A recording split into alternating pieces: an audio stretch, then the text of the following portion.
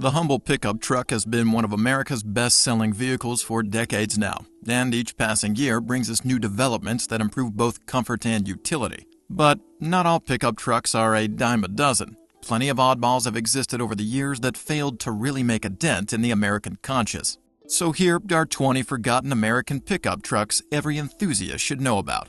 On number 20, we have the Chevrolet C1500 454 SS at $34,890. It was once said of the original bad boy muscle truck that its very existence is a brazen nose thumb to any suggestion of social conscience. Dropping a 7.0-liter V8 into the most compact iteration of Chevy's full-size pickup will do that. While not as cohesively engineered as Ford's F-150 Lightning that came after it, the 454 SS pulled together a sinister blacked-out main with minimal badging. The C1500 ZQ8 handling package, 15-inch chrome wheels with beefy 275/60R15 tires, and a host of parts bin kit to effectively spawn the modern sport truck. And then there's the lumpy, idling 454 cubic inch engine, which initially sent 230 horsepower and 385 pound-foot of torque through a 3-speed automatic transmission. Later models gained a 4-speed and upped the output to 255 ponies, netting a paltry 34 horses per liter. At least the updated 405 pound-feet of torque at 2400 RPM let the 454 SS lay down virtually endless black stripes of authority.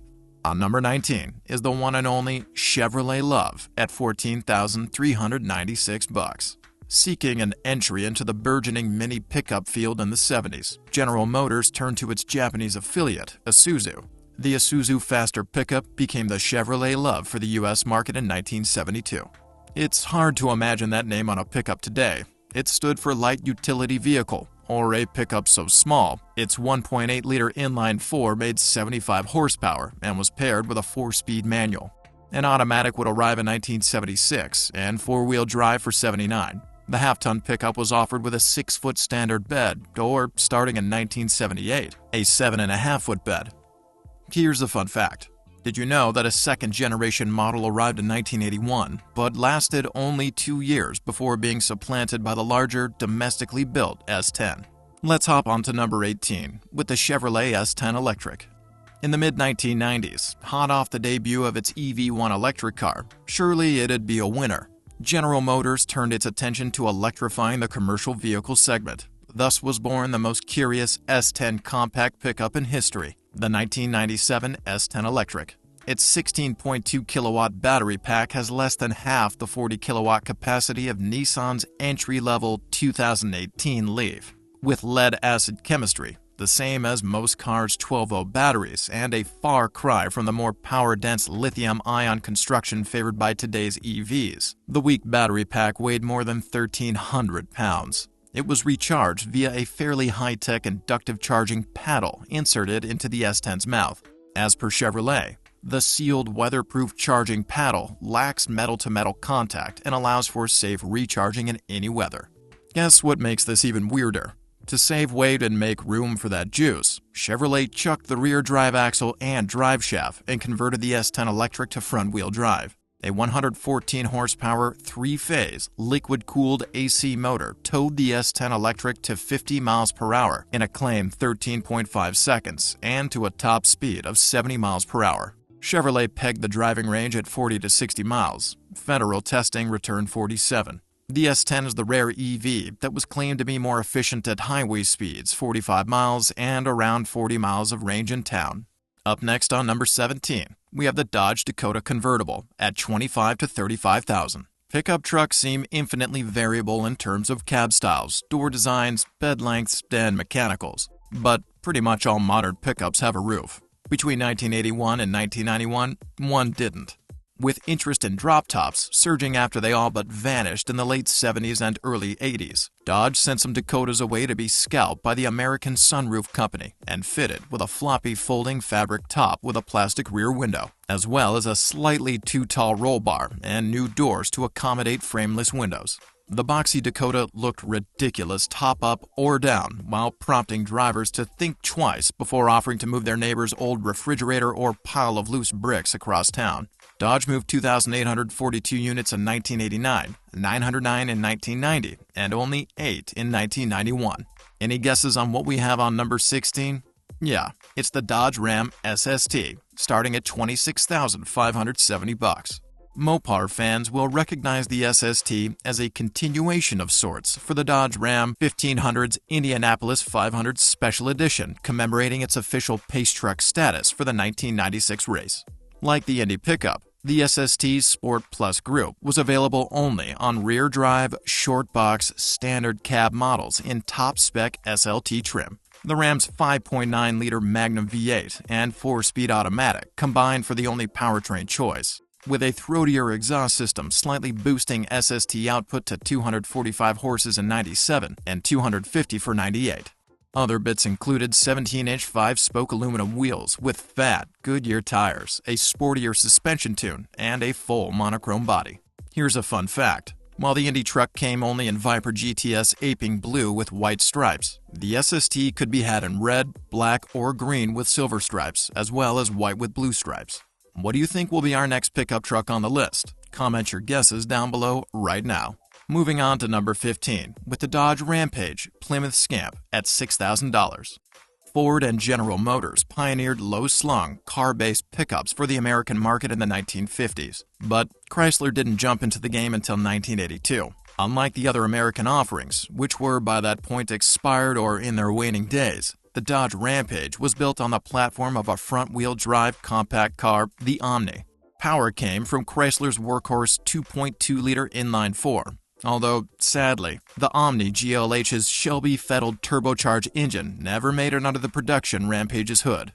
Even less remembered is Plymouth's badge-engineered Rampage, the Scamp, which lasted for just one model year. These days, many Rampages have been converted to rear-wheel drive pro street cars or crazy lifted 4x4s.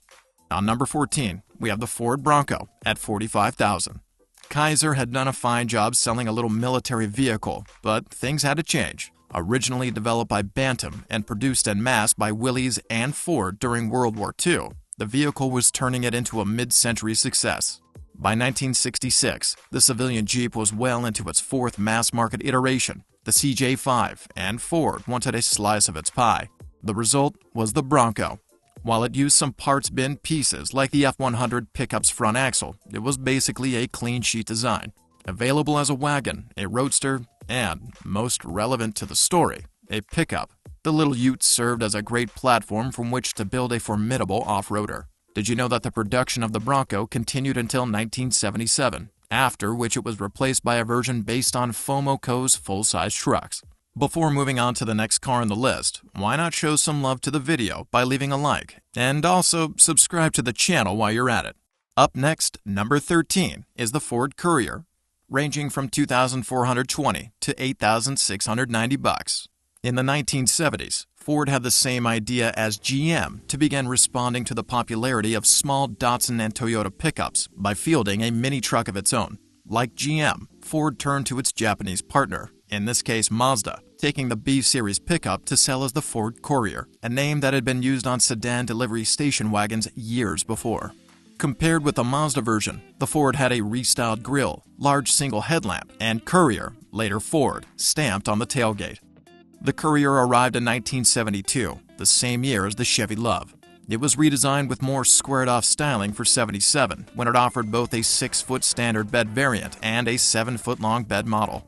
But once again, like GM, Ford replaced the Courier with a larger, US-built pickup, the Ranger, in the early 1980s. On to number 12, and it's none other than the Ford Skyranger, starting at $33,999. The Ford Skyranger is a unique kind of unique. Globally, the Ranger is one of the best-selling nameplates ever produced, the exact opposite of rare, which makes it so interesting that it has a little-known variant. The Skyranger was a project between Ford and American Sunroof Company in the early 1990s that turned an extended cab Ranger into a convertible, not unlike Dodge's Dakota convertible, but the folding soft top was just the start of the mods.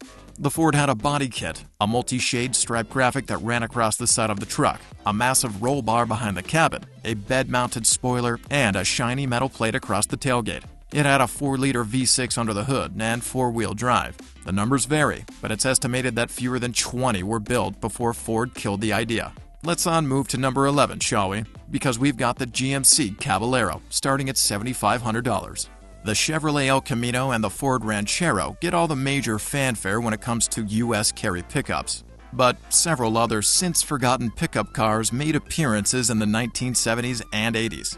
In 1971, GMC introduced the Sprint, a badge-engineered El Camino. That name was dropped when GMC reintroduced their utility coupe for the 1978 model year as the Cabalero. Here's a fun fact. Caballero literally translates to gentleman, but it's also used as a term for cowboy since caballero translates to horse. Like the El Camino, the Caballero used V6 and V8 power plants, but it was marketed toward upscale customers.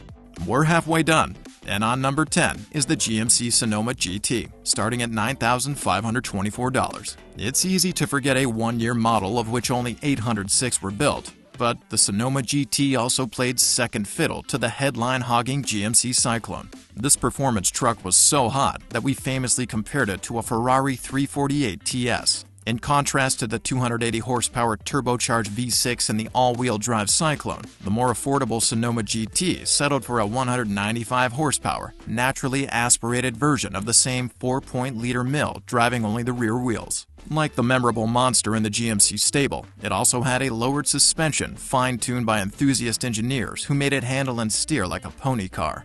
It was a great idea, and some reviewers actually preferred the less extreme model's balance and rear-drive handling characteristics. General Motors revisited the premise in the next-generation truck that appeared in 1994. Still, it morphed into the Chevrolet S10 SS and S10 Extreme, which sold more than 3 times the volume annually through 1998. Moving on to number 9, with the Hummer H2 SUT, starting at $23,991. When General Motors purchased the Hummer brand from AM General in 1999, 7 years after the Humvee was developed into a commercial product, it planned to sprout a lineup from a single model. Much like today, gas was cheap, and people were eating up big SUVs. So, for the 2002 model year, it launched the Chevrolet Tahoe-based Hummer H2. But things didn't go as planned. Shortly after initial excitement surrounding the launch of the reborn brand and the new model ballooned, sales started to trail off. Surprisingly, many found the design to be offensive. The V8 chugged gasoline faster than Frank the Tank Ricard put down a beer during a keg stand, and the platform wasn't nearly as off-road capable as its progenitor. In an attempt to keep things fresh, GM released the H2 SUT for the 2005 model year. It had a mounted spare tire on the tailgate that made towing far more annoying than it needed to be. And did we mention that it also had a midgate that, when the rear seats were folded down, expanded the miniature truck bed into the cabin of the SUV? Somehow, the SUT didn't kill the brand right then and there, as GM went on to build the H3 and subsequently the H3 pickup. Let's see who took the spot on the number 8. It's none other than the Jeep FC, starting at $35,930. While Jeep's upcoming Scrambler will be its first production pickup based on the Wrangler, it won't be Jeep's first pickup. That distinction belongs to the FC series of trucks, also known as the Forward Control, which first appeared in 1956. Despite being immensely adorable, with its pug-nosed cab located mostly forward of the front axle above the engine, they failed to catch on for reasons about which we can only speculate. Safety, perhaps? When production ended in 1964, barely 30,000 had been sold, and survivors were extremely scarce. Fortunately for us, some FCs have lived on in the form of epic concept trucks that Jeep has brought to its annual Easter Safari. Up next is the Jeep Honcho, ranging from $5,432 all the way up to $110,000. Those looking for evidence that the freewheeling 70s aren't simply a construct of their parents' avocado-hued memories need to look no further than the Jeep Honcho. Based on the corporate J-Series truck, the Honcho was produced from 1976 through 1983 and shared the wider fenders and tracks of the Cherokee Chiefs package. In addition to sporting bright, contrasting graphics that attracted and repelled in equal measure. Going Honcho also opened the door to options such as the mythical Levi's denim upholstered interior and a shiny chrome roll bar. The honcho's run ended when the J10 and the Cherokee SJ were discontinued at the end of 1983, and the entire J-Series lineup would fade into history by the end of the decade. On number 6 is the one and only Lamborghini LM2.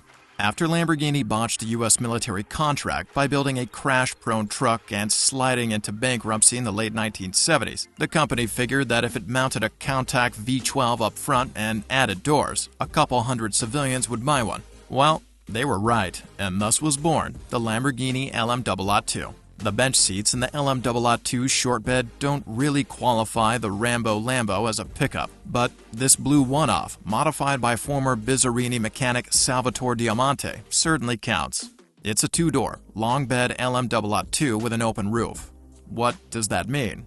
Well, the front passenger can raise the seat through the roof to receive a trained falcon while the driver races over sand dunes. That sounds pretty cool to me. It's Saudi Arabia in the mid-1980s, so what else was there to do? Up next on number 5, we have the 1917 Ford Model TT, starting at $14,721. No top classic truck list would be complete without adding in the first trucks ever made for mass production in America. 1917 was a time in history that changed the world forever. The first 3 Ford Model TT trucks rolled off the production lines to be sold for a mere $600. These trucks are worth $20,000, with one going for over $335,000. That is, of course, if they can be found.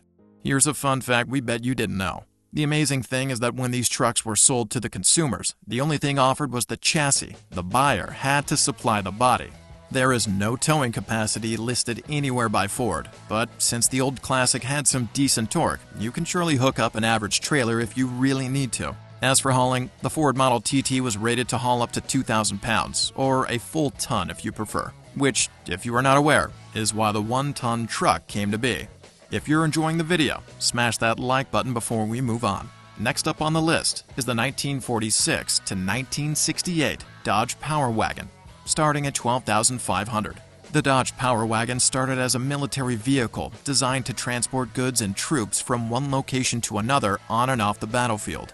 Once World War II ended, Dodge saw the benefit of having a 4-wheel driven truck in America for use on the farm, in the lumber and construction fields, and for the do-it-yourselfers who needed a way to haul things through rough terrain. The Power Wagon brought some substantial technology to the industry, such as optional 2- or 4-wheel drive systems, the first multi-use truck on the market, the first truck to come with mobile services on board, and the Willox swivel frame paved the way for independent suspension.